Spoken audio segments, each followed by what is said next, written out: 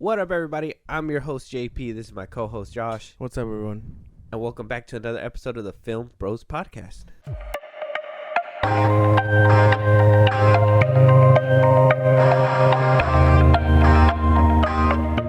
All right, guys. So we have a good episode for you guys.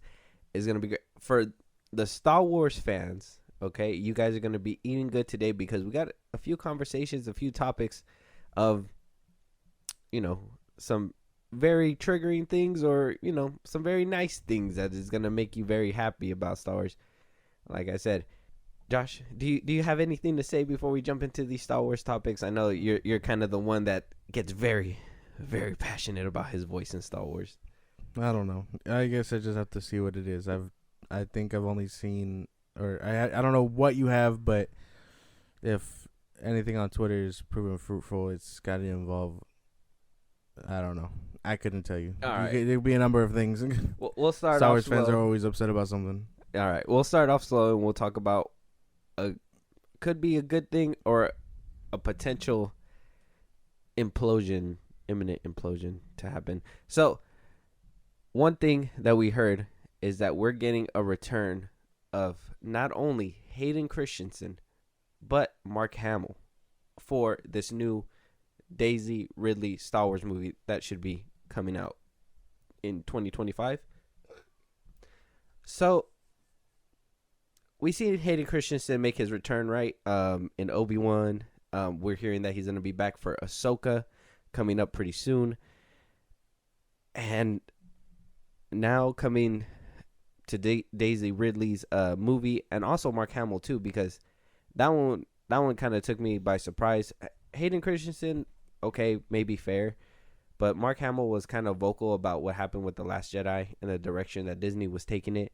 That after The Last Jedi, he basically was like, this isn't the Luke Skywalker I would have, thought. That he would have never thought that's the way Luke Skywalker would have turned, I guess you could say.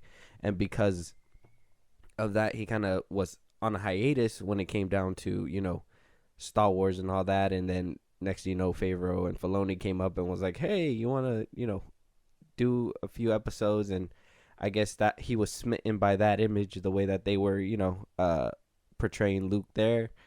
He wound up doing it for season 2 of The Mandalorian into the Book of Boba Fett. And, I mean, now here we are. Could get him back potentially as a Force Ghost, probably, obviously, cameo-wise or whatever. But, I don't know, are you excited to see them back? I don't know. Yes and no at the same time, because I'm the one that kind of liked old Luke. I kind of enjoyed how he looked. So I guess if he's going to be how he would have been or how he was in Rise of Skywalker, then that's even better. I just liked him being a Force Ghost. I liked him being around to help Rey. As for Hayden Christensen, I want to know how that's going to work out, because I hope he isn't just a cameo. I hope he has like a presence and he's there to help guide Rey and all that and whatnot. But I want to see what they do with him in that aspect of like if he's gonna be a guide or, you know what I mean? Yeah. Like I want to hear what he does, what he's gonna be like. They're gonna be guiding as father and son. I don't know if this is gonna be kind of like I hope this isn't like a Kathleen Kennedy idea where it's like, people want to see Luke and Anakin interact. Like we must see this happen on the big screen because Star Wars will not be fulfilled without seeing this happen. Me personally, as Force Ghosts, I wouldn't mind seeing them if they were just like cameo Force Ghosts, like at the end of Return of the Jedi. You know what I mean? Where they just kind of show up at the end to show like they were always watching, or Rise of Skywalker, for as much shit as I give it, that little ending scene where you heard all the voices and everything, that was really nice. I think using Force Ghosts in that capacity really helps. Even like in, Empire Strikes Back and A New Hope, like we've seen limited Force Ghosts, right? We like Obi-Wan Kenobi, he came and he was there for a little bit. I mean, Qui-Gon Jinn was there at the end of the Obi-Wan Kenobi show. Like something small like that, I wouldn't have a problem seeing them. But if they're going to be like interacting and they're going to try to give us this scene like father, we're in the beyond. All of a sudden, yes, we're Force now. You know what I mean? Like we don't need to see all that. We don't need to see that kind of reunion. Well, no, I mean, I don't think it'll be anything like that. I mean, I don't think so. I hope not. But I I think them being more of like being able to guide the next generation would be nice to see. Okay, so but wouldn't that contradict some things too? Where it's like, oh, you need to have a connection to see them, and have that connection to the Force, in order to see them. It's not like anybody just kind of trains and they're just like, oh, now I see Qui-Gon walking the halls of the Jedi Temple. You know what I mean? Like it's something that you have to really train on. So Well, yeah, it's like it's an enlightenment thing. Yoda had to go through his trials to get there, and then Obi-Wan eventually, he had the trials too, but eventually he did see Qui-Gon. You know what I mean? yeah, So like, I would imagine, yeah, it is a thing, and Luke, he got to see Anakin, Ben, and all that, but I think the way the original trilogy sets it up, it's like as long as you have a connection to the light side, you can kind of see him. You know what I mean? yeah. And you know how they say it's not that like you can always see them. It's like they're there when you need them. You know what I mean? Yeah. That's what I see it like. So like we'll say Ray's in her like down moment or whatever, and then they come out and they're just like offering wisdom. I could see that happening. Okay, and interact that way. Yeah. I could. Okay, that would be something cool too. Yeah, because one thing that I've noticed, well, at least in the upcoming or the past previous episodes or shows and movies that came out, like Obi-Wan, Kathleen Kennedy bragged and boasts that, we're getting the rematch of the century and all this and that. And, we saw how that show kind of turned out. And, though we got that hard-hitting moment at the end, the first fight was kind of meh, everything. I wouldn't say everything, but a good chunk of things leading up to the end was kind of meh up until that, hard-hitting moment at the very end, which maybe made a lot of people forget. Maybe, like me, didn't forget at all, and can kind, we're hoping, or at least me. Okay, I'm on the side of the fence where I'm not as optimistic as you when it comes to the way Lucasfilm has been kind of handling the property, and I don't know. The way Kathleen Kennedy has been kind of running things, it kind of seems like she might do something a little bit more outlandish. But if it sits in the parameters that you said, I would be okay with maybe them interacting that way. Well, yeah, because I mean, to cheat, like, I know what you mean. They could totally like cheapen it and be like, oh, we're here together. It's all peace and love now. But like, no, it should be meaningful. You know what I mean? Like when you heard Qui-Gon talk to Yoda in the Clone Wars, that was meaningful. Mm-hmm. Like I know that was gonna be its last season or whatever, but like to end on that note is very like he basically saw everything coming. Yoda, and then it was Qui-Gon, with Qui-Gon's help, he helped him like unlock that. And then when Obi-Wan, he was crying out for Qui-Gon's help the whole time of that show, and then he finds his enlightenment. He faces Vader, and who knows if he needed that clarity to be like, now I can see him.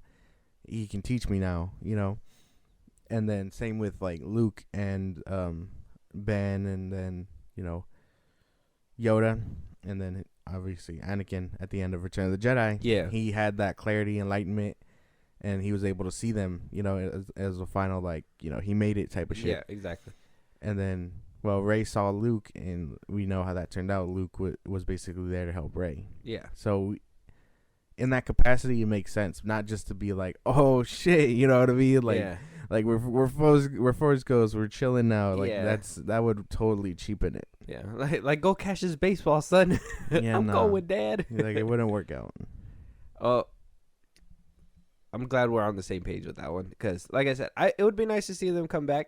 As a Force Ghost. That last little scene at the end of the movie, maybe being that little Force guidance. I could see it happening, but something that even Mark Hamill himself cannot see happening is CGIing a Luke Skywalker for like a TV show, or to explore his past. He's actually on board with recasting the role.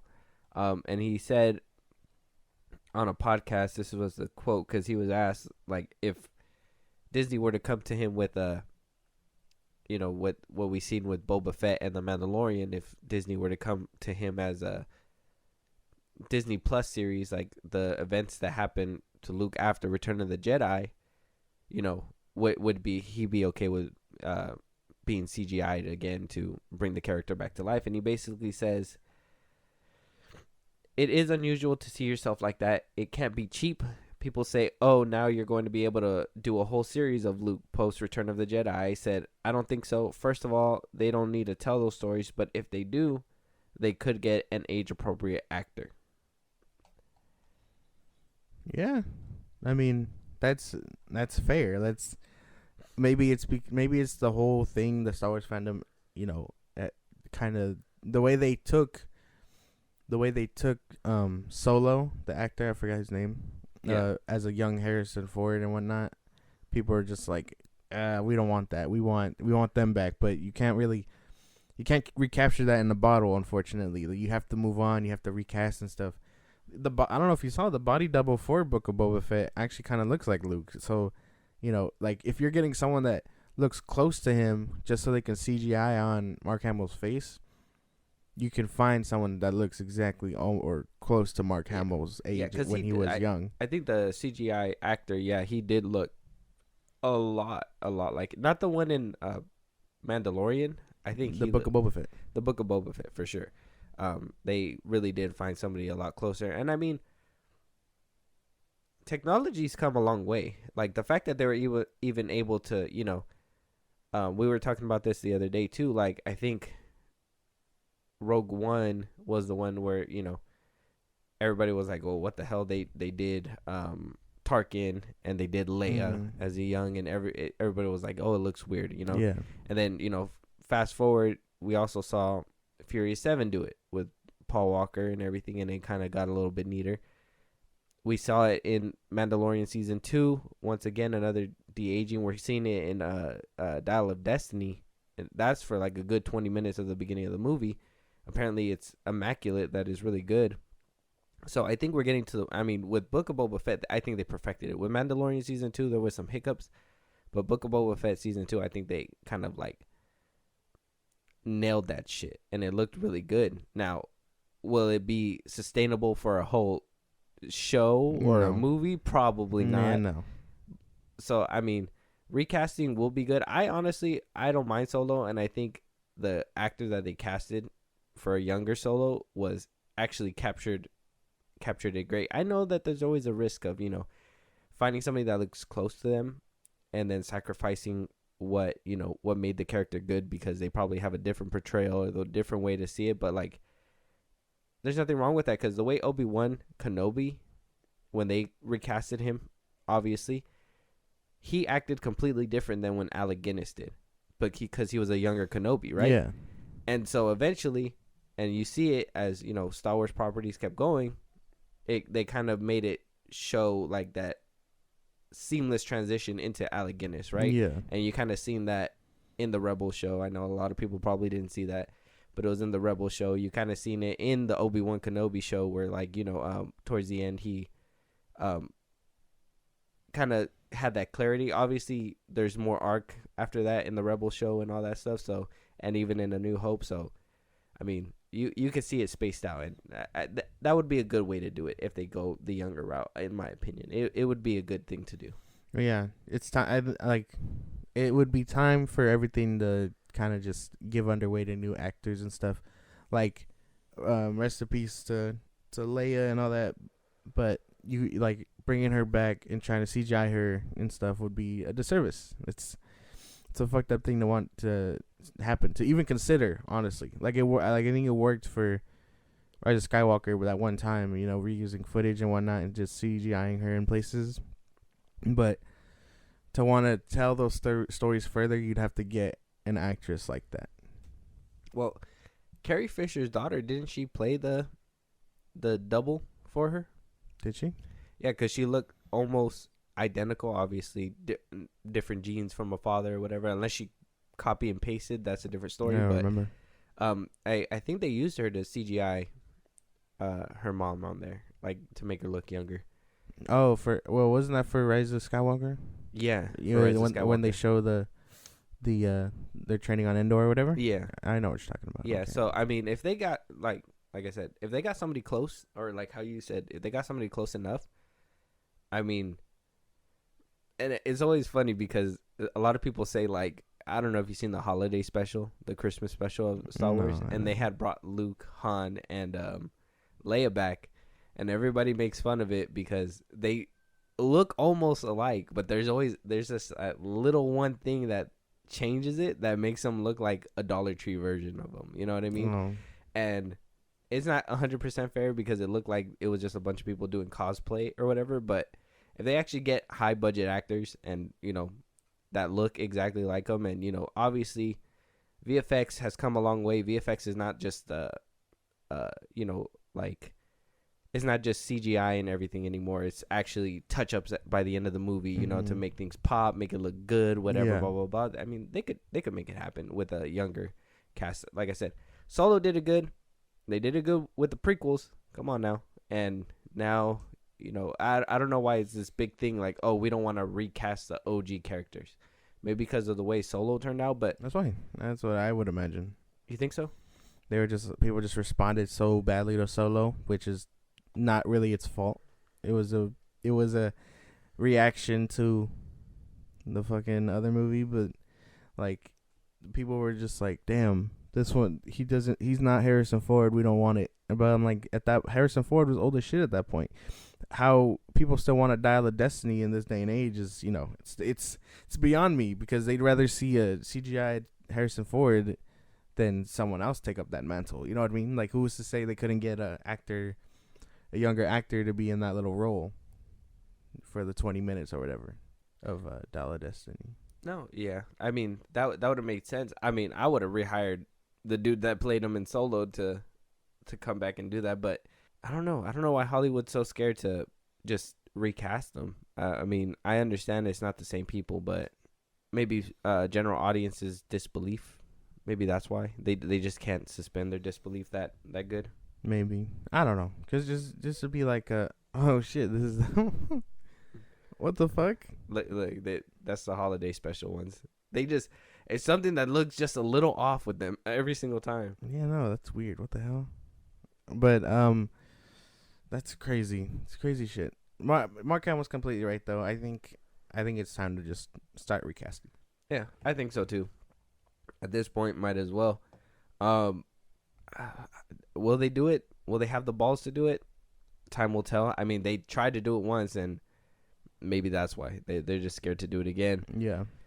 But somebody who is still in Star Wars and doesn't really have to worry about being recast or being casted at all now is Pedro Pascal. He himself has now confirmed that most of his work now is voiceover work within the Star Wars universe. And depending on who you ask, it could either be a good thing or a bad thing.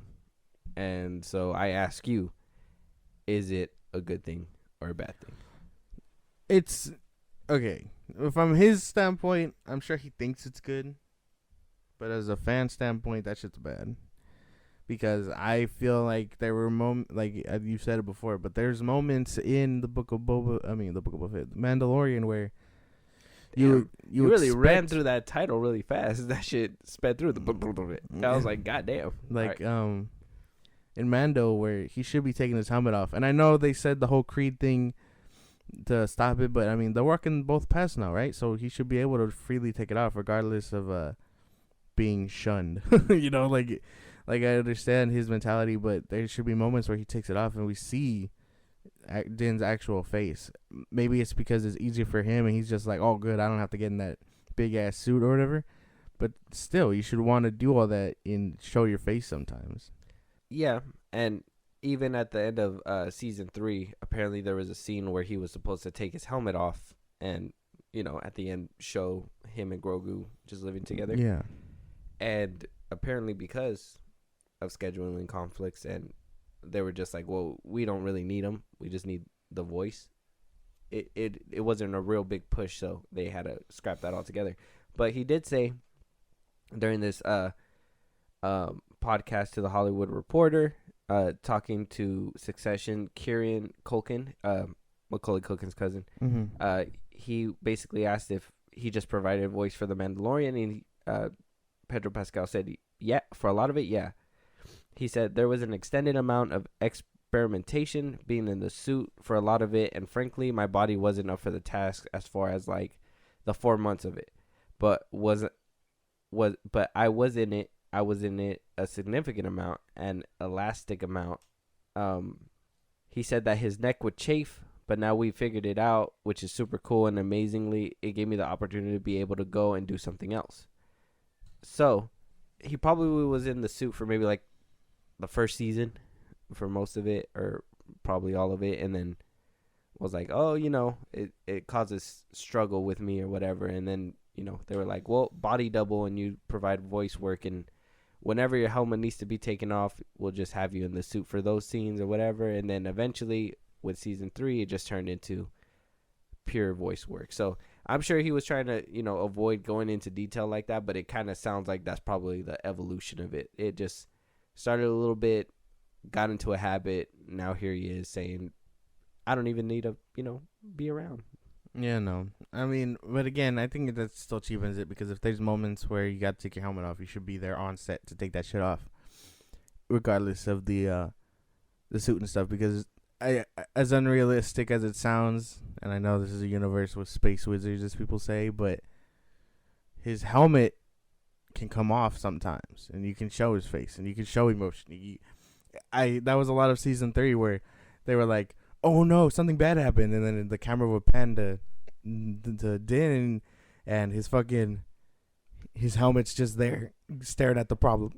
He not even emoting or anything like that. He's just like, and then like slight head shift, and I think that's probably why Bo-Katan is like a big part of the show now, because she's kind of the leading woman now. You know what I mean? She shows the emotion. She can take her helmet off, and she can act and emote.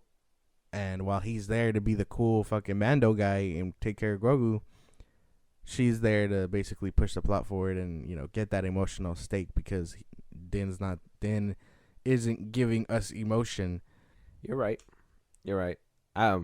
And with the director, basically the director of the last episode of season 3, him coming out and saying that the Mandalorian isn't specifically just Pedro Pascal anymore, it does sound like they're going to be shifting the focus a little bit from him and kind of moving it to maybe Bo-Katan, which is crazy, because that means that they just used a new character to usher in an old character, and that's kind of weird to me, because, I mean, Bo-Katan, as much as I love these older characters, it's nice.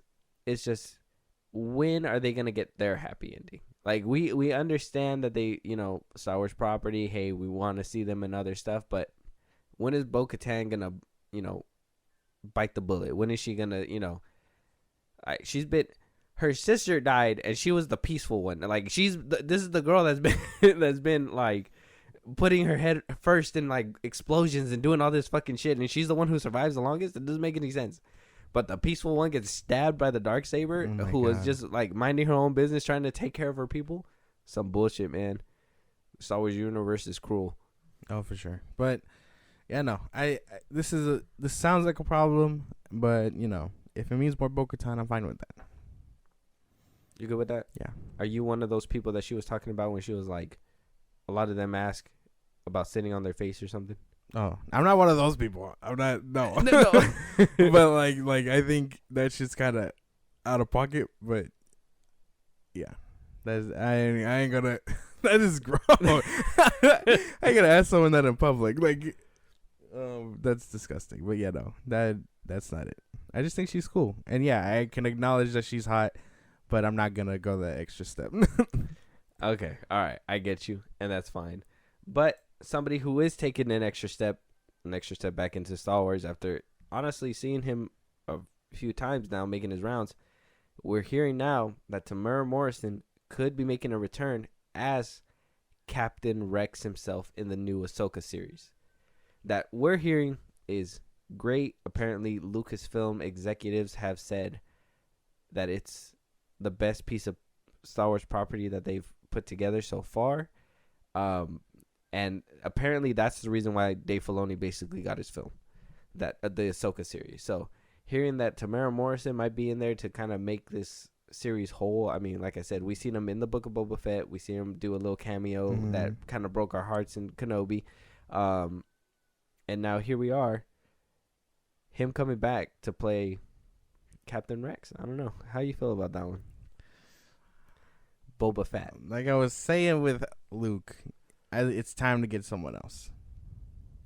I love Tamara Morrison. If he decides to stay as Boba Fett, cool, because his role is also not necessary.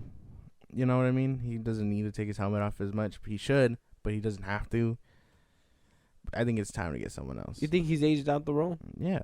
But aren't the clones supposed to be that age? Yes and no at the same time. I don't know. I don't know if this is a good fit. In Rebels, he was already old. By Return of the Jedi, shouldn't he have been dead? Well, I mean, it depends on when they're showing him and because it all depends on if it's a flashback or not. You know what I mean? Yeah, like if he is alive after Return of the Jedi, they're gonna have to explain where the fuck he's been at. They got some explaining to do. Yeah, but if they're doing flashbacks, like, and then they showed like Darth Maul, like those set clips, I don't know if those were fake or not, but when they showed him, I'd imagine that's a flashback because Maul is dead by this point. But I don't. Okay. I think if it's a flashback and they try to make him look young, it'll look weird. So you think a younger actor to play the clones would be in order? It would be enough. So, okay, so you don't think him playing like an older Boba Fett or an older clone is bad, but him playing a younger clone is bad. Okay, all right. So you think that the Ahsoka series is gonna hit us with the flashbacks and they need to get a younger actor? Yeah. To play him. Okay. If it's old and then they fix him up with that beard and shit like he was in Rebels, like you said, then cool, fine, I guess. But now you got to explain to me where has he been past Rebels, I guess, and then because I think you told me the last time, but that rumor was debunked where it was like, oh, was that him in the Battle of Endor? Yeah, no, that was debunked. That's not him. That was someone else. I know people really wanted it to be him, but it was debunked. It's not him.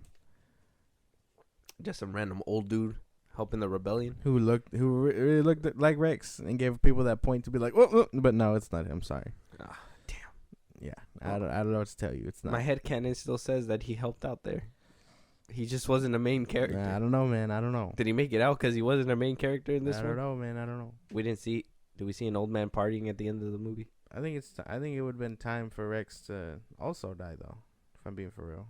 Well, I would assume because in Rebels, which is supposed to take place before New Hope, he was already older. So I would assume by Return of the Jedi, he wouldn't have made it. Boba Fett, obviously, because his genes weren't altered to age rapidly.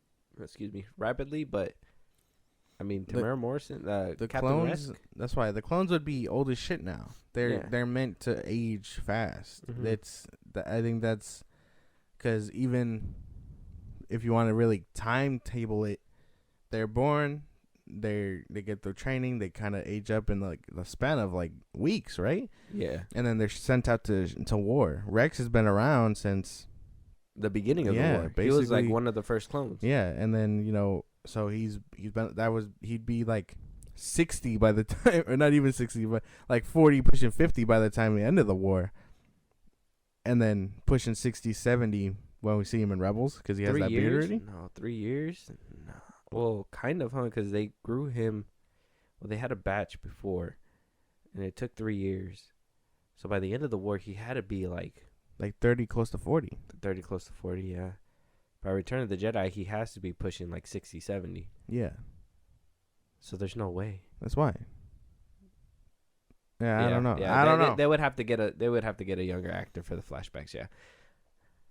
Who knows? Maybe he doesn't take his helmet off and it's just a fat Rex. We don't know. Hopefully not. Hopefully he's been working out because this could be just, because a lot of people were like, well, Boba Fett. You know, like That's you know, fucked up. he was a little too big and everything in Boba Fett and whatnot, and in the Mandalorian, which I can agree. He had a little bit of weight to him. He should have probably worked out a little bit. That Disney should have probably mandated it, because if he gets out of the Sarlacc pit and you see him in Return of the Jedi, that boy was thin in Return of the Jedi. You know what I mean? And then he gained a few pounds from the acid in the Sarlacc pit. It doesn't make any Mo, sense. he was living fat off the land with the Tuscans. He was he was putting it away, putting it somewhere. He wasn't getting quarter portions. He was getting full portions. I got you. But we'll have to wait and see. This is still a rumor, so take it with a grain of salt. If you guys are waiting to see Captain Rex in live action, well, we could be getting him pretty soon. But moving on to what isn't Star Wars anymore, but a part of Lucasfilm, and that's Kathleen Kennedy giving a very confusing statement on the future of Indiana Jones. So she was asked, oh my God, she was asked on Entertainment Weekly, basically, once again, if this is really going to be the last outing for Harrison Ford. And I say it's confusing because the quote is so confusing. And so she says, it's Harrison Ford's last entry.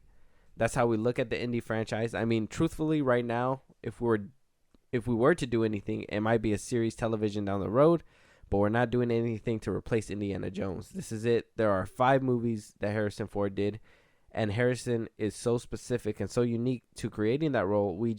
Steven agrees. We just wouldn't do that. So I don't know. It sounds like she was teetering the line to kind of see what the interviewer would say. Like, do we want a TV series? Do we not want him back? Can Harrison Ford come back? It's like, stop it. Why are you entered? And this is why, like, I think that she's just a ridiculous person to be running this at this point, because she sounds like she's trying to be a crowd pleaser, but she doesn't know what the crowd wants.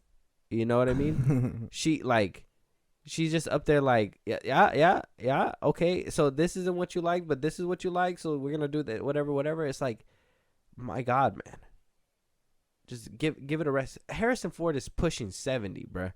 He is not coming back for a television series for no Indiana Jones movie or show or anything like that. Why would a 70-year-old Harrison Ford still be doing fucking like crazy shit? Like, I thought Crystal Skull was gonna be the end of it. Like, he was already old in that one. Why the hell would we're going to re-see him do it again? He's a professor who gets picked up by somebody, and now he's going to have to go on a mission all over again, all across the world, and outrun all these things, and make it believable that this 60-something-year-old man can do all this shit. He can't do this shit. He can't do it anymore. Put it to rest. Oh, goddamn. I don't know how to follow that up. But, you know what this kind of sounds like, though? Like, you know the Mummy movies? Very famous movies. Mm-hmm. It sounds like that. It sounds like they're, like, not the premise, but more of like, hey, we know that there's something valuable, and you got us there the first time. Let's do it again. And, the second one happens, and then however you feel about the third one. Like, yeah. like, but with this, it's time to let go. Same thing. Like, I feel like that's just the running message of this episode. Like, so it's time for these actors to let go, and it's time for Hollywood to do something new with these IPs that they're so invested in keeping alive. Like, it's time for Harrison Ford to give up the whip. I don't know. It's an outdated weapon. I don't even know. but like, for real, like, if they want to do a show, get someone else. Don't use Harrison Ford anymore. Let him focus on whatever he's doing with Marvel. Like, I don't know. That's just weird. And here's my thing. Tomb Raider has been rebooted and changed the actors, I think, 4 times. What other franchises have gotten the reboot treatment? Pirates of the Caribbean's on its way to getting that done. Now we're doing sequels and continuations of the first part and not really reboots as much anymore. Spider-Man has been rebooted 3 times. Multiple movies have been rebooted. It's time for a new one. No, it's time to reboot the Indiana Jones franchise. Yeah. There's no reason to have this old man come back. And I get it. Passing on the mantle. And I think this is a time where, continuations are more beloved than an actual reboot for whatever reason. But that's the thing about Hollywood is that, and this is the thing about her as well. Like, you don't know, they believe they know what the crowd wants by the chants, but sometimes the small minority of groups yell a little bit louder. You know what I mean? Take the whole Snyderverse stuff. They say it's a minority of people, but they just scream really loud. And it's like, same thing. Hollywood does the same thing. There's a minority of people that scream very loud while the other ones have to sit back and suffer. Whoever said continuations are better than reboots, they are when it comes to certain properties if they're young enough. Like, even like Bad Boys. I think after the third one, they should probably reboot it. I don't know why they would want to get a fourth installment with older Will Smith and older Martin Lawrence when they could easily just reboot the franchise, get younger actors. Like I said, I would love to see, like, the dude that plays Black Manta play maybe Will Smith's spot in a Bad Boys reboot. You know what I mean?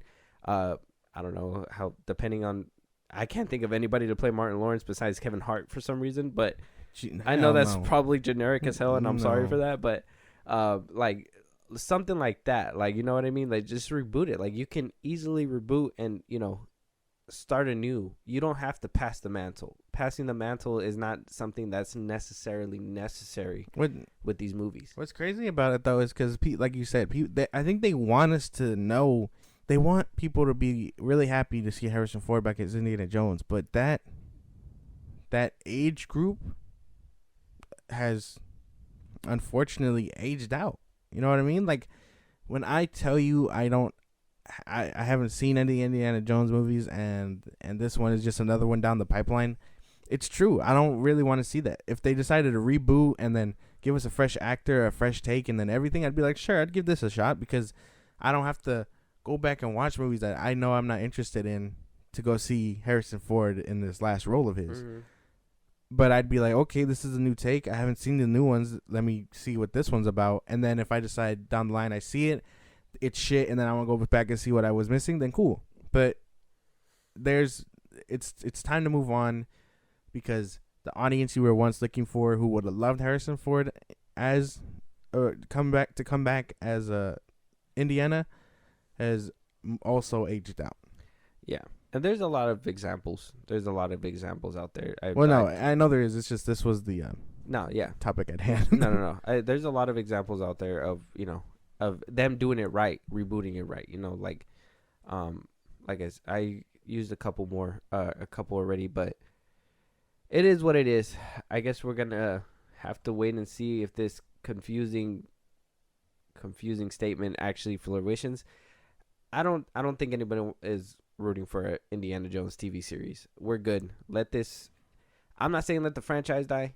Just leave Harrison Ford alone. Let you guys already royally fucked up showing this movie at Cannes, and this is his last bow out. Now everybody's gonna drag the movie. People are dragging it on the internet now, and now he has to see it months before the movie even premieres to the general audiences. It's like, it's bullshit. It's not gonna work. It's bullshit. It's sorry, Harrison. It's time to let go.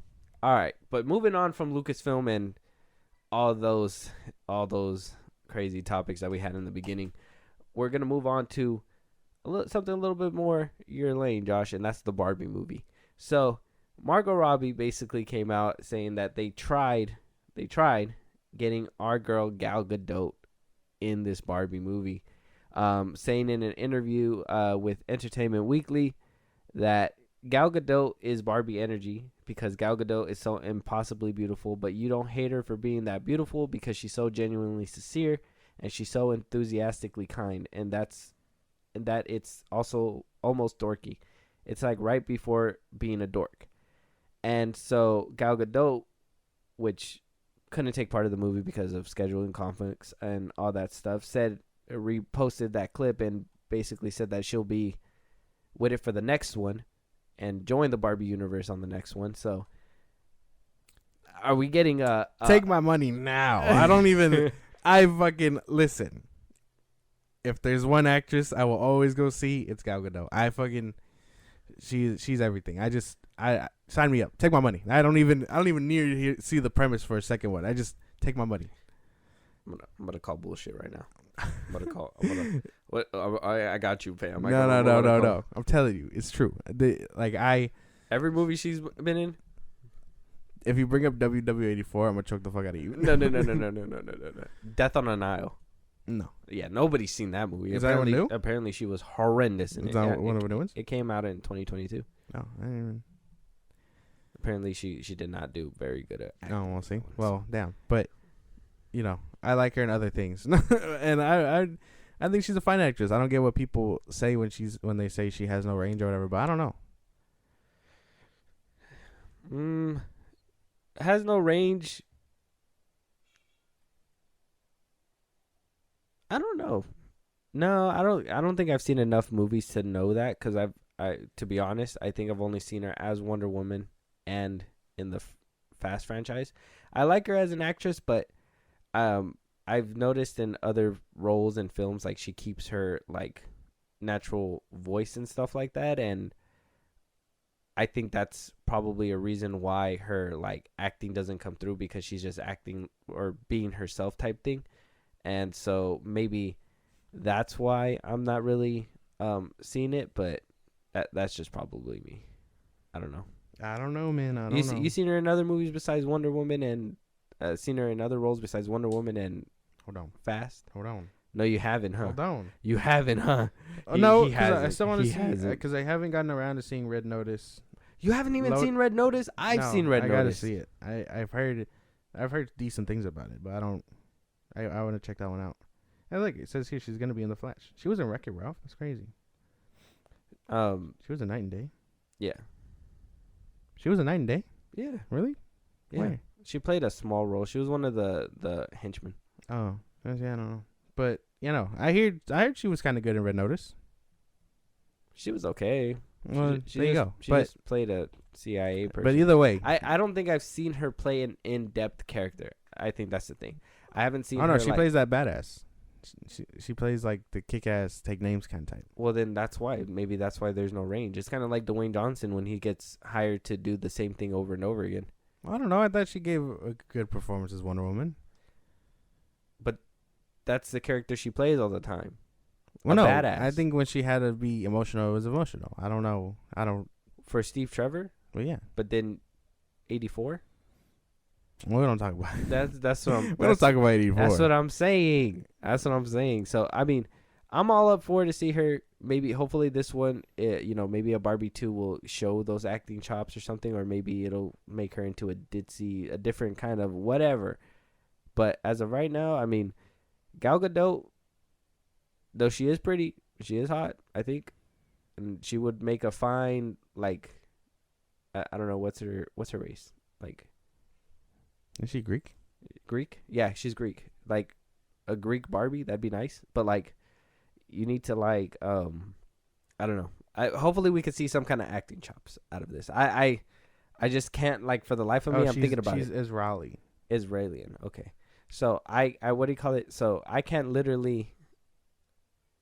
even think of what she would, how she would act in there. It's because all I've seen her is now returning in, spoilers for Fast Eggs, returning in Fast Eggs and the Fast franchise, but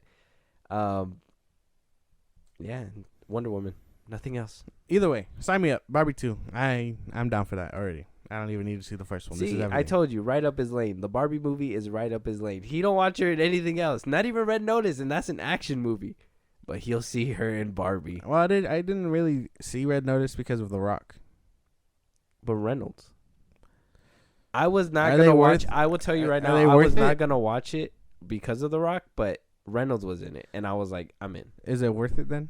I thought it was good. I thought it was a funny watch. You got to check it out then. Yeah, I still got to show you Extraction. You just be sleeping all the time. That's the problem. But, Yeah. Sign me up. Barbie 2. Barbie 2? All right, we still got to watch Barbie 1. See if it's even worth. The question is, are we going to go see Oppenheimer or Barbie first? I don't know. Do you want to be caught up for Barbie 2 or not? That is true. Will there be an Oppenheimer 2? the nuke strikes back. Damn. Christopher Nolan's gonna be able to set off 2 nukes. How amazing! Yeah, no, but we'll get around to seeing it, I'm sure. All right. Well, moving on though to the Fast franchise. Talking to the director basically saying that the cliffhanger is not just a cliffhanger for no reason, but that we may not be seeing some actors coming back. No fucking way. Y'all don't have the balls. So he says this, okay? Wait, what does he say? He winds up saying that the Fast X, which we don't know if it's going to be part 2 of a trilogy or if it's just going to be a part 2 and be the end of it. Yeah. But he says that some of the killed off cast may not make it over the finish line. At one point, this model is not going to be able to continue. At that point is very soon, as in the model of bringing characters back. He also says you're going to cry in part 2. It's going to be very sad. In my mind, they're modern saints at the end of Fast X. There's 2 ways a person becomes a saint. Either they pull off a miracle or they sacrifice themselves for the greater good. So yes, you're going to cry. There are some tears in the future. And there are some tears in your future, let me tell you. He also says that, and if you like twists, you're going to love the next one. Twist on twists on twists. And even goes on to say that time travel will not be implemented because everybody saw the DeLorean and thought, hey, time travel may happen. And he even went as far because they asked him, dude, time travel. Here's the thing. We know. You can't bullshit us. We know. We've played this game before. We know. The ones not coming back, spoilers for Fast X. The ones not coming back are John Cena. If they pull it off and he comes back, shit. Goddamn. We know the dude that he raced Dante with, he's not coming back. Those are probably like the only 2 the only 2 that are like I know like Pharrell died, right? Or I assume Pharrell died. And then, there's no way he's gonna kill off the whole crew in a plane. That is not how I imagine they go out. Maybe Roman, but not the other ones. It'd be crazy if Roman's the first one to die. Like for realsies. It would. That would really cement things. I think that'd be like, oh shit. God damn, you don't kill off the comedic relief like that, but like that would really cement things, I feel. But we know there's a reason you didn't show a plane crash and it wasn't just for runtime. We know they're coming back. We know you're bullshitting. You can't lie to me. I've played this game before. They pretended that they crashed in, and then in the beginning of the next movie, they're coming around the mountain and they're gonna knock Momoa off the cliff or something with the wing. Dude, watch. Like they're gonna be like, oh, they got in the cars last minute, and then like as it was swerving, the thing they jumped out and last minute, and then watch. They're gonna go pick up Dom. They're the ones that are gonna save that motherfucker. I'm telling you. One thing's for certain is that the trailer will tell us before the movie does. 100%. That would, I think at that point they got to keep it under wraps. They would have to really reduce those 4-minute trailers for every fucking movie that they put out, which is ridiculous. That's a ridiculous amount of trailer time. 4 minutes? It gives away a lot. It gives away so much. And three of those bitches, that's 16 minutes, my guy. That is a lot of footage that you gave away. It is what it is. I just hope that they don't use time travel, because the director said time travel is not a thing. Apparently, going into space is just a bar you can't pass. So apparently, that's why he's not gonna do time travel. But dog, let me tell you, if I had to see it in any franchise, it'd be this franchise. Who time travel? Yeah, why not? It would be fun. I think that'd be fun. It's people like you that are fueling this franchise and Vin Diesel's head. That would be fun.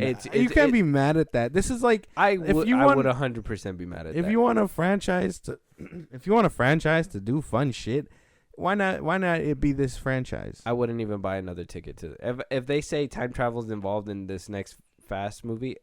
Oh, I'm not I watching it. imagine on this one, but if somewhere down the line they were like, "Oh, we gotta time travel back or whatever to stop this," like that would be fun. I can have fun with that. It's like my own imagination. That'd be fucking fun.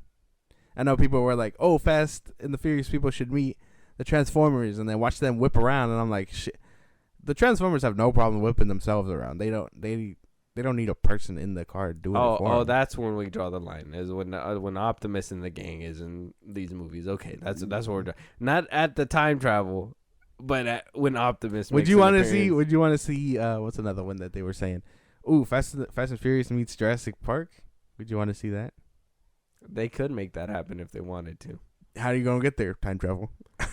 Oh fuck, dude! What the hell? No, they fucking obviously make mistakes in present time and build a fucking Jurassic Park in Dom's backyard or something. I don't know. They're like, Dom, we need your team to stop the dinosaurs, and they're just like, suit up, everybody, and then they're riding with dinosaurs and shit, like T-Rex. I can see it now. T-Rex. No, like his Charger. He's gonna kill the T-Rex. It's gonna be the end of the movie. He's gonna kill the T-Rex with the Charger. He's about to ram it, and he's gonna see the eggs hatching. He's be like, "We can't do this. The dinosaur has a family." And then the dinosaur and them are gonna shake. They're hands. gonna dab up. Yeah, they're gonna dab up, have a Corona and some beers at the end of the movie.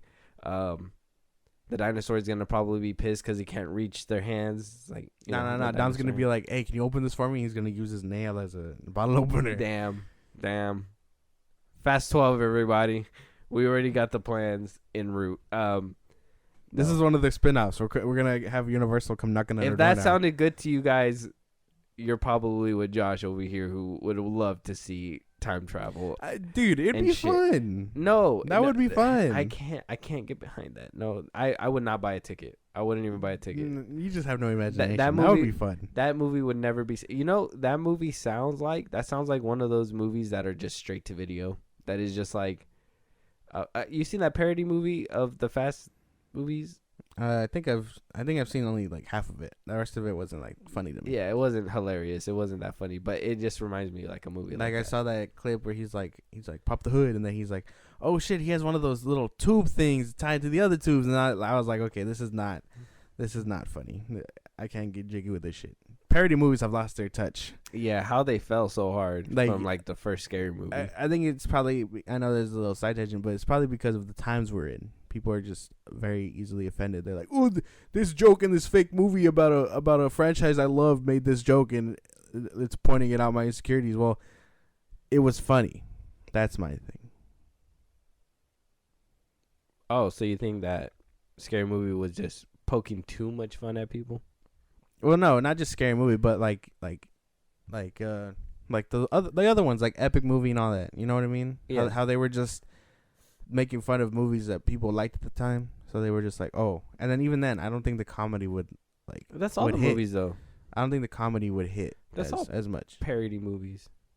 You know which one's funny to this day is the one with Drake Bell. That superhero. Oh, movie. the superhero one. That shit's hilarious. He's like, how'd you do that? Oh, just practice. He dodges a nail. He shoots Kevin Hart's hand. Yeah. He's like, yeah. I'd say that one. That one's timeless. That one's timeless. But yeah, so apparently we're gonna cry on the next Fast movie. Optimus Prime is where we draw the line, but not for Paramount, because we are also getting another Transformers movie that apparently was greenlit back in CinemaCon. When CinemaCon was happening, I did not hear about this.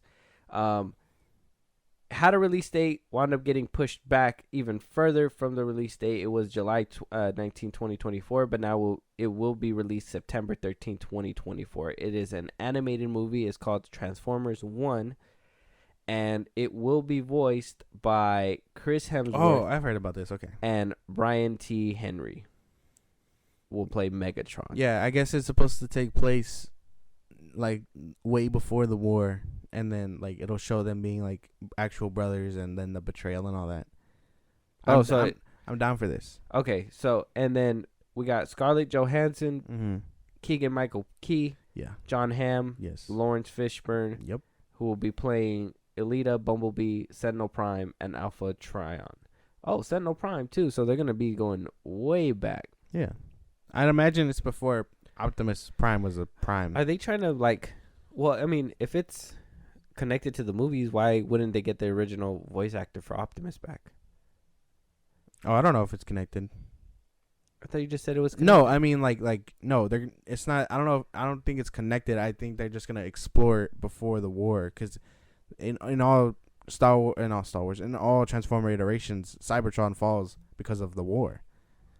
They're just changing it now to explore it. Mm-hmm. Like the I don't know if you've seen it, that show that they did on Netflix, that original, like it does so good exploring like Cybertron and all that, like during the war and then before they get to Earth. That's a really good adaptation. But I want to see this movie because it sounds sick. It sounds good. It sounds like a interesting dynamic. It's just more, are they preparing people for maybe like a voice change in like movies though? That's kind of, I know, I always feel like there's a deeper meaning, because if it was something like, if it's going to be a scale where it's going to come out on in the box office, we already have an Optimus who voices him, you know what I mean? Mm-hmm. And to hear like Chris Hemsworth's voice, we don't know if it's going to be altered by, you know, obviously. I sure fucking hope so. I do not want to hear Chris Hemsworth. I want to hear Optimus. Exactly. So are we still going to get that kind of voice, maybe just a younger guy to do that? Or are we going to actually get a whole different voice that's going to lead to a whole slew of different movies with a different person voicing Optimus and Megatron? You know what I mean? Is this kind of like getting the audience ready for a different direction? Maybe. I'm not too sure because I have this thing where I see, maybe it's a recent thing, but people have a problem with actors doing voice work and not actual voice actors, if that makes any sense. I find it to be a problem. Yeah, it is. Like, I didn't know it was a real thing, but like Chris Hemsworth voicing Optimus, like he's a actor. He's like almost A-list actor depending on where you see him. Like, but is he a voice actor? No. You know what I mean? Like, people want to see actual voice actors, not this, because how do you know if he's a good fit? Like, we know the studio thinks he's a good fit, but to fans, how is he gonna be compared to other voices of Optimus? You know what I mean? He's an actor. He's not a voice actor. Yeah. It's kind of like what they did with Mario 2. Instead of getting, you know, the original voice actor, or, you know, a voice actor who can kind of do the voice similarly but do something different, they got Chris Pratt, and we got a whole Brooklyn accent instead of, you know, a Mario accent like we're used to. So, you know, some people were able to look over it. Obviously, it's the first adaptation in a while that kind of maybe didn't rub people the wrong way, but Optimus Prime is a known character. We've seen him in live action. We know what he's supposed to sound like.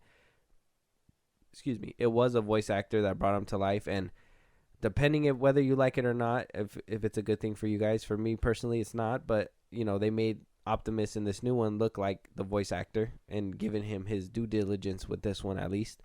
I think that them using voice actors using actual actors instead of voice actors for these roles is, one, taken away from voice actor work, because, you know, if you already got A-list stars who are doing it there, why would they go to animation? Not often does it always happens, but it's happening more often now. Mm-hmm. Whereas before, you would have voice actors who can replicate that for other mediums, you know what I mean? And that, you know, they try to get it as close as they can to the original actor. And a younger Optimus, if it's in the same universe, they could just do that instead of A-listing. No, it's a little weird because it's hard to picture this dude voicing this because you've seen his face everywhere. It's more of like, how do they avoid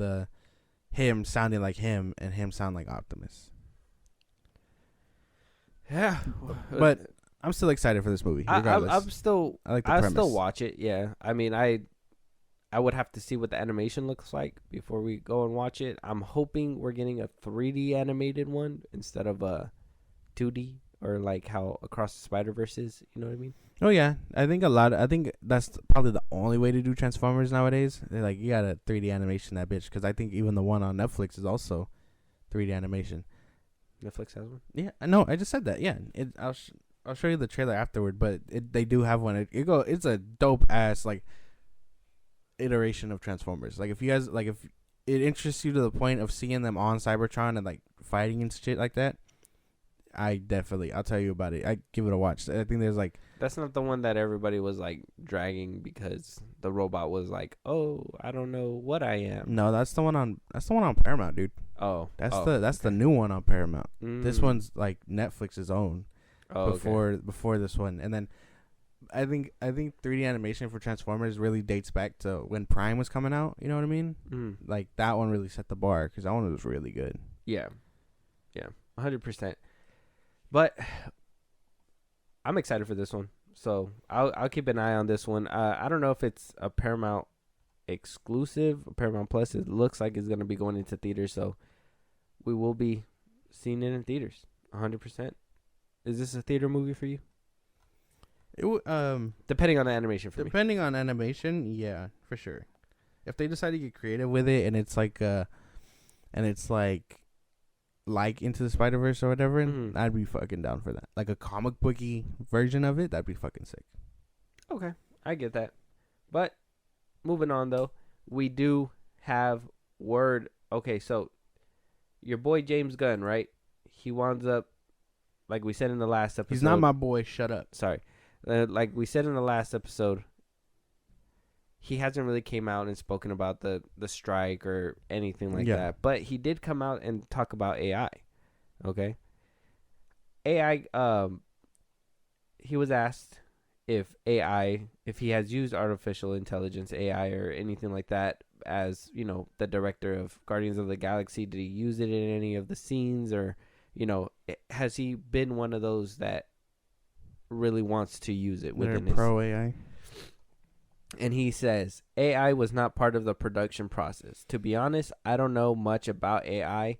I never used ChatGPT or anything like that. I approach it cautiously, as many people do, but I am also very excited about what it means for medicine, law enforcement, and many other areas of life it can help us in.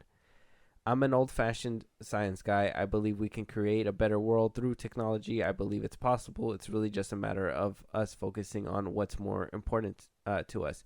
As Guardians of the Galaxy movies do, we can make a great movie spectacle with mutual love and interpersonal relationships as the basis of the plot. And I want people to go to theaters and leave feeling that the person they sat next to is better than before they went in. I think artificial intelligence can be used for good purposes, and I hope it doesn't replace us in everything in a few years. We'll see. Okay. Yeah. Interesting. I don't know how to. Interesting. Well, I guess that's a rare W for him. I would imagine he wouldn't use AI. Like he said, I'd imagine he's old fashioned. He'd want to write everything by hand, because how can a robot articulate your idea better than you, I guess. But I mean, I guess that's fair. Yeah. I don't see anything bad. I think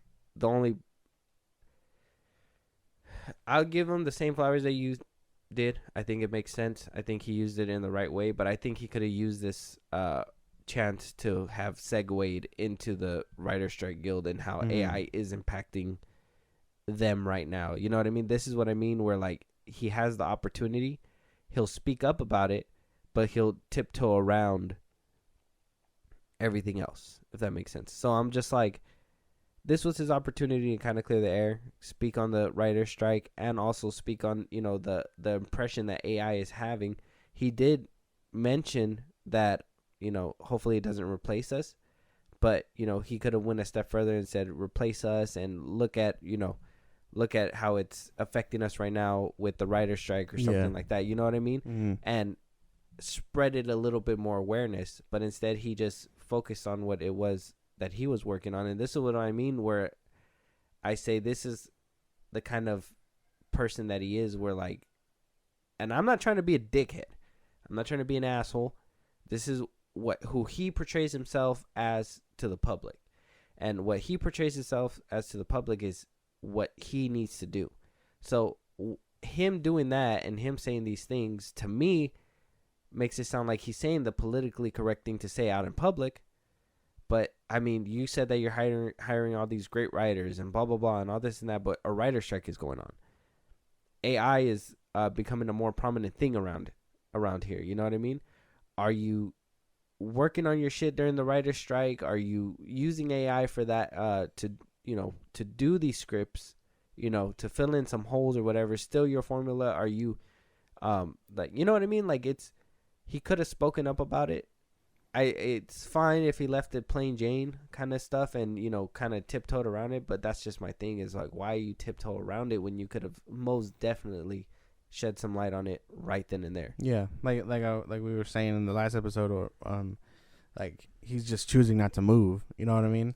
There's no harm in not moving other than that you would look shady, but he's not going to make a step because, people either the one above his head is just going to come for his neck, or the people come for his neck because he's not with the people. You know what I mean? It's one or the other, and he's just choosing not to move, which is really getting us to be like, well, why haven't you moved? Yeah. Why aren't you look like you were nudging in that right direction, but then you decided that's a little too close, and then decided to pull back because he knows if he sides, he's going to get looked at for still working on Superman and all this other stuff. Yeah. Working on Superman, obviously doing his job for the company, but then siding with the writers, you're not being a company man and sticking with the company. Like I said, between a rock and a hard place, I get it. Staying neutral is fine. But stay neutral when you have times to, pick a side, it makes it bad for you. Yeah. Like, just don't talk. Yeah, basically. Talk about Guardians of the Galaxy. Talk about, promoting, your Creature Commandos if you need to. No, that's going to obviously make things look weird. Stay off Twitter. Martin Scorsese is not out there fucking tweeting every fucking day. You know what I mean? I don't even think he knows how to use Twitter. Leonardo DiCaprio is not tweeting every fucking day. Yeah. People are not tweeting every fucking day as much as he is. There is some that do. You have some famous people that stay on Twitter. They're always tweeting, whatever. That's what I would say, man. Like he's the only one that I know that's like consecutively pushing out tweets and responding to people because he quote unquote has free time to do that. But I'm like, well, you have free time for this, but you could be talking about more important things, or you could be shutting the fuck up and working in silence so we don't aim this thing at you where now you feel like you have to respond a type of way. But he's not gonna do that. He's just gonna be like, oh, I'm gonna talk to my fans until a Snyder someone comes along and it like throws dirt on me, and then I'm gonna respond back angrily, like like a sassy tweet or like something fucking edgy or whatever. Your mom's basement, like, bro. It's time to just shut the fuck up. Your boy's giving us ammo, dog. It's not my boy. He's your boy. Hey, you writing for the Flash? That doesn't mean that's your boy. No, you like the Suicide Squad. He's your boy. He's your boy, not mine. The Suicide Squad is not a bad movie. Okay, but fine. I'll take that. That's a good comeback. There you go. Right, good job. Moving on. Somebody that is afraid of AI though is James Cameron. So we did hear that he is working. Terminator. He's been working on a new Terminator film. Yes. 3 months into writing a new Terminator film. Okay. But he insists on waiting until he sees how AI unfolds in the real world. So he says in this quote, because he was at Deltec World, and he basically confirmed that he's been working on a new Terminator for the past 3 months, and is just waiting to see how it furthers. He wound up saying in his quote, saying that I feel like one of the major motivations on this film, or coming back to the hopefully franchise, was to explore the human relationship within artificial intelligence. I don't feel we did that in Dark Fate. I feel that we set the stage, or we set the table for that exploration, and that exploration would take place in a second film and a third film. And we know exactly where we're going to take the idea. What we wanted to get in the first movie was the idea that it's going to keep happening. The names will change, but the basic conflict is going to continue to take place until it gets resolved one way or another. Mm-hmm. What do you think about that one? I like this idea. but it confirms what we kind of already knew. He's trying to do a new trilogy, and Dark Fate kind of set the stage, like he said. Yeah. So he's trying to do 2 more that kind of wrap the story up, which is fine, I guess. But I like that. I like the idea. I don't like waiting and him being afraid of AI. I think that's kind of dumb. That is very like Reddit aliens are real type shit. Like that's not how. I don't think this is how this is gonna play out. But I like the idea of him waiting a bit, but don't let this fictional thing, or not fictional, but don't let this thing that could happen influence your writing. You know what I mean? That's kind of weird. If you're stopping writing, stop it because of the strike. Don't stop it because you think AI is gonna advance. You know, that's fucking weird. It's a scary thought. It's a scary thought. It is, but at the same time, like I don't think that's necessary to just pump the brakes. Like it's until we see some. What if he makes a mad disrespectful script about AI, and then AI takes over the world, and they're like, who wrote this? And it's James Cameron's name at the bottom, and they're like, find him. They bring him to the overlord of all technology, the AI master, Skynet, and then they fucking pop a bullet in his brain, all because he wrote a script that disses AI, bro. At that point, that'd be kind of poetic. I think that would be. Oh shit! That would really set the table. I think like that's a movie. Yeah, is that a movie? Yeah, that would be it. He'd be like, oh shit, Skynet is a fitting name. Pop pop pop. Like I can see that happening. If I driven, like that'd be kind of cool. You know what? Never say never with your mind. He even goes a little bit further, talks about, his previous thoughts on AI. He says, well, I'm not afraid, but I'm certainly pretty concerned about the potential for misuse of AI. I think AI can be great, but also it could literally be the end of the world.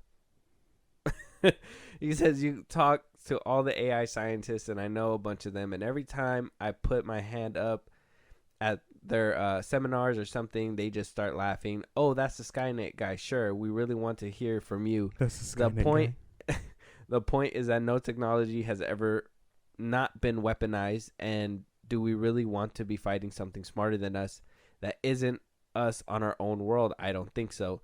He also says, look, an AI could have taken over the world and already be manipulating it, and we just don't know because it would have control over all the media and everything. And what better explanation for how absurd everything is right now, because nothing makes a damn bit of sense to me. I don't know about you.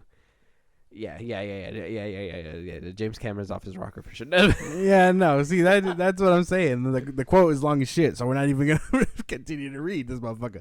But like, that's what I'm saying. He's tripping out for a little bit. As far as Terminator, the franchise goes, I'm excited for a new one. Yeah, because I believe in Dark Fate, Skynet wasn't existing. It was a different one, right?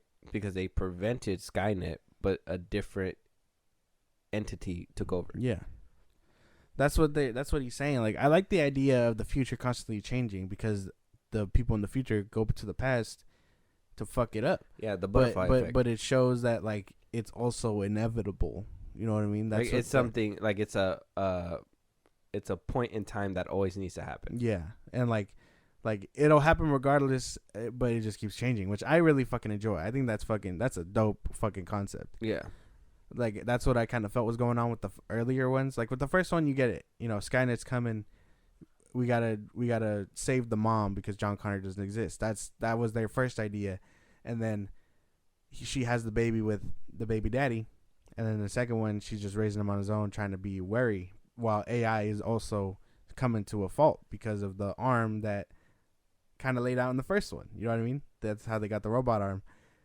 And then in the third one, it isn't about John Connor anymore. It's about who he works with and who the generals in there are, because they showed that he's kind of irrelevant at that point. Mm-hmm. And then the fourth one, what happened in the fourth one? Shut up. They're already at war. Yeah, makes sense. And then the fifth one, I didn't watch the fifth one, but in Dark Fate, it's different because they killed John Connor. So it's not about John Connor anymore. It's about someone else and them creating AI and so on and so forth. It's just I like that idea that it's constantly changing, and it's just them trying to prevent the inevitable even though that's not the case. I Yeah. love that shit. I love the concept of that. That's fucking cool. No better way to say it. I think it was cool. I thought the premise was cool with Dark Fate. I know a lot of people didn't like the execution. You can't please everybody. I personally liked it. I think it was setting something different, though it did take a lot of tropes from what came before it, obviously, and just try to, make it basically The Force Awakened. You know what I mean? Like, it's The Force Awakens of the Terminator franchise. They basically just played it safe, try to keep to the old school, but also try to make it a little different. Can't be too different. Yeah, no.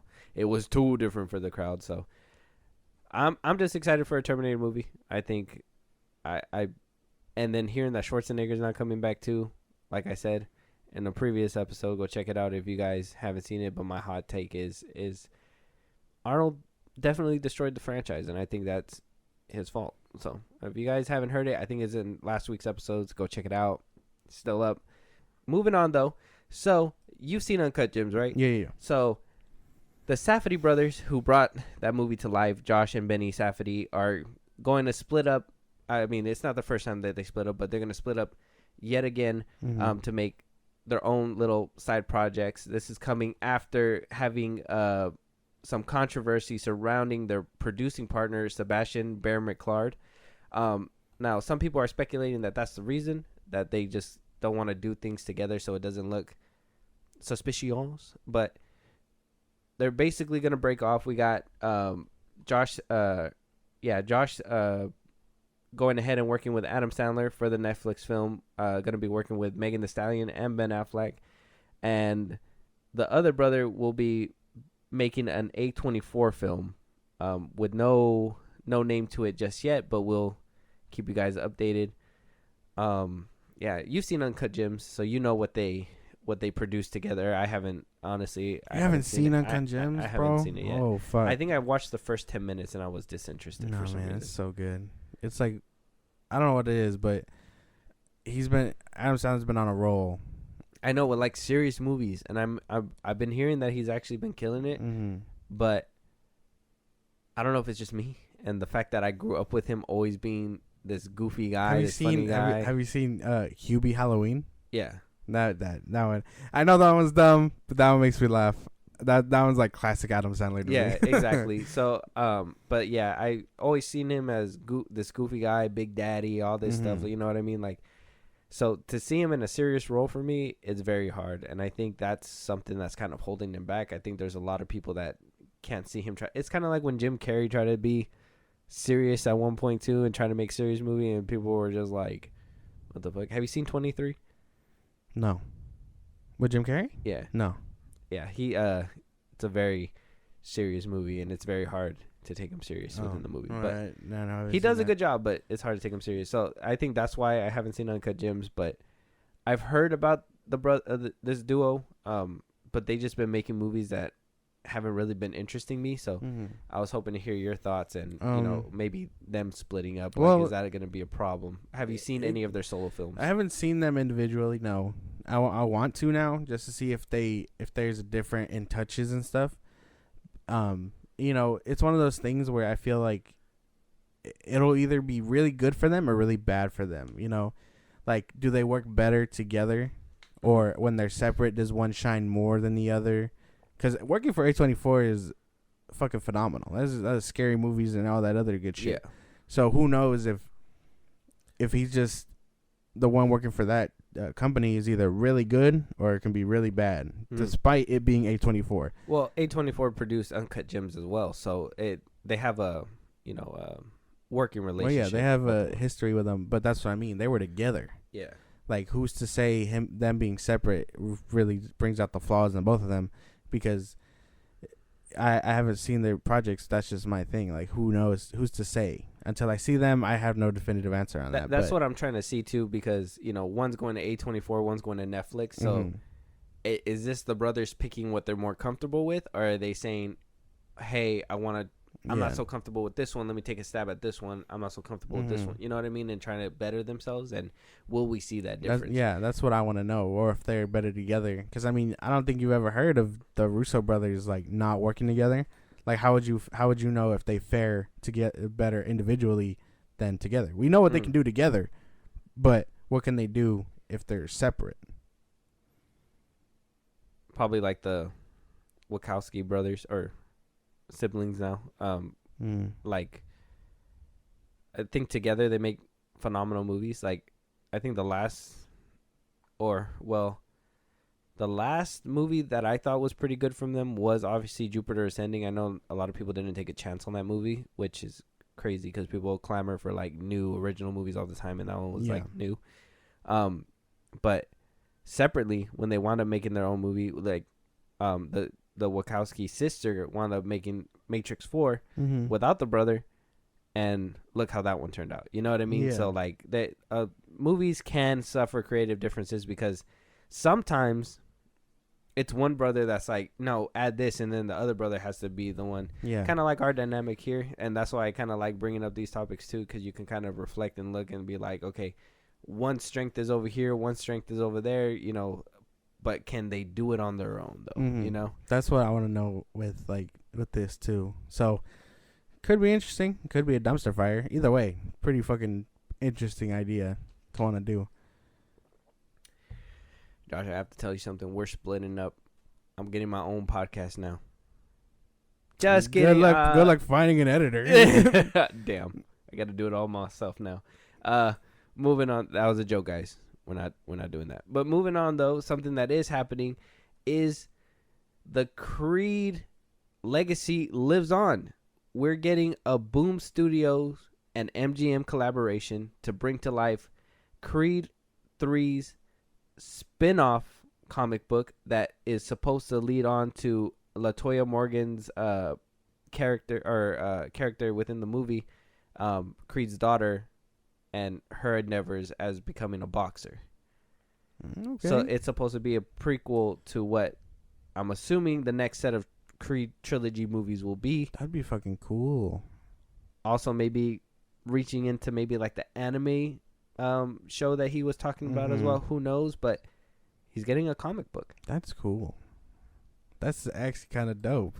I'm kind of excited that they're going this route and expanding. You know what I mean? They're going like the Star Wars MCU route, kind of. Yeah. Like that's fucking sick. I would not have pictured this as a franchise to make it that far, but that's cool. Yeah. To be honest, when Creed first came out, I didn't think it was something that I like whoever drew him. The artist is pretty good. Were you able to see that one? Yeah, that's cool. Looks good. Yeah, I honestly didn't think this was a franchise that was gonna, make it like this. This Michael B. Jordan has a strong eye for like shit like this, and I know that hearing the evolution that you told me, from Creed 1 where he was scared to get hit, like he was afraid, into the second one, giving it a little bit more, and I seen the movies too. The evolution's crazy, and then now with Creed 3 where he gave not only his directorial debut, but also gave a fucking great performance, great action scenes. Not enough boxing, but great action scenes nonetheless. And now gonna be giving it off to a younger female actress who in my opinion will make an interesting story. She's deaf, has to deal with some kind of struggle that she needs to overcome, and also box at the same time. Oh man, honestly, it doesn't sound like a bad movie. Yeah, no, that sounds fucking cool. I was about to say that too. Like she's deaf, and she has to also live with that. So who knows if I can imagine her wearing hearing aids during the fight, but who's to say if she gets hit, they get knocked out. You know what I mean? Mm-hmm. And then so will her technique be more technical? She just has to watch her opponent closely because she can't. I understand hearing isn't a necessary thing for boxing, but I mean I think it is too, because I mean you need to know what the ref is counting and whatnot. You know what I mean? Not just that, but when your eyesight goes because they punch you too many times in the face. Mm-hmm. Hearing is a something that you need. Yeah, so like who knows if her thing is more technical and stuff, and I kind of want to see how she overcomes that. They're gonna be like, go for the highs, go for the highs. Another comic book is like just the entry, but hopefully the movies show that struggle too, because that'd be fucking sick. To be honest, like I hearing the comic books and everything, and though I'm not a big fan of anime, I might just watch the show just to be caught up, and I might have to bite the bullet on the animation depending. Cool. I'm hoping that it's a good animated series where, you know, I don't have to bite the bullet and feel like I have to push myself through. I hope they make it like anime, but also, you know, very clean looking to the point where like it's new, it's different. You know what I mean? But hearing this, I might just read this comic book too. Like I don't read a lot of comic books, but this is something like I'm literally genuinely interested in. It sounds like something that unique that we haven't seen or heard about before. Yeah. You know what I mean? So very good. Good on ya, Michael B. Jordan. Are you gonna be looking out for this stuff, Josh? Yeah, well, fuck yeah. That's fucking cool. I need the anime now. I needed it yesterday, please. For real. But with that, that's our last topic for this episode. We talked about a lot. If there's anything that we missed, any movies that you guys want us to review, something that we should have said but we didn't, you want to help us out in a big way, Josh, let them know where they can let us know. Twitter, TikTok, Instagram at FilmBros Podcast. You can engage with us there. We post when new episodes are up. Go check us out. Let us know about any news or movies you want us to cover. If you want to listen to us on the go, Spotify and Apple Podcasts or anywhere you get your podcast at FilmBros Podcast. We're on a couple more sites, so go check us out if you guys don't own any of those platforms. If you want to support us, links in our bios, Buzzsprout. You can subscribe there if you'd like. You get perks. You get shout-outs in our episodes. You wouldn't want to miss out for sure. When it's all said and done, check out our YouTube. Subscribe there at FilmBros Podcast. Yeah, and with that being said, we'll talk to you guys on the next one. Talk to you guys later.